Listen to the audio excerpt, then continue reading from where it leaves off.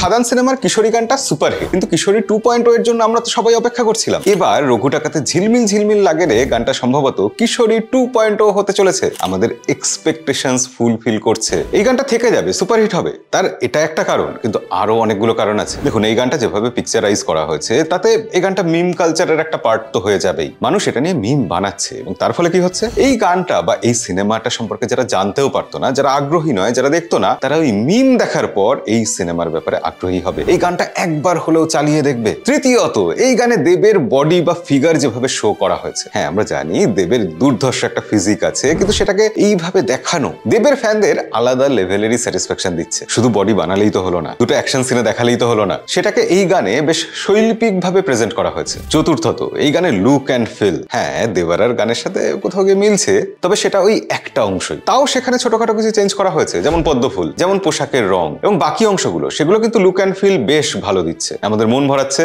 চোখকে তৃপ্তি দিচ্ছে, আর কি চাই। এবং সব থেকে ইম্পর্টেন্ট যে পয়েন্টটা, এই গানের লিরিক্সটা বেশ মনে মনে গুনগুন করার মতো। মানুষ গুনগুন করছে, করবে আগামী বেশ কয়েকদিন। আগামী ফেস্টিভ সিজন যে আসছে সেখানে বিভিন্ন জায়গায় এই গান চলবে। অর্থাৎ এই গানটা আমাদের চোখ, কান, মন সবকিছুকে তৃপ্তি দিয়েছে, আর তার সাথে সাথে এই সিনেমাটাকে একটা বড় মাইলেজ দেবে বলেও আশা করা যাচ্ছে। কি এই গানটা দেখার পর রঘু ঢাকাতের জন্য আরো এক্সাইটেড ফিল করছেন না? অবশ্যই কমেন্টে লিখে জানাবেন। আর এরকম আরো ভিডিও দেখার জন্য আমাদেরকে ফলো করে রাখবেন।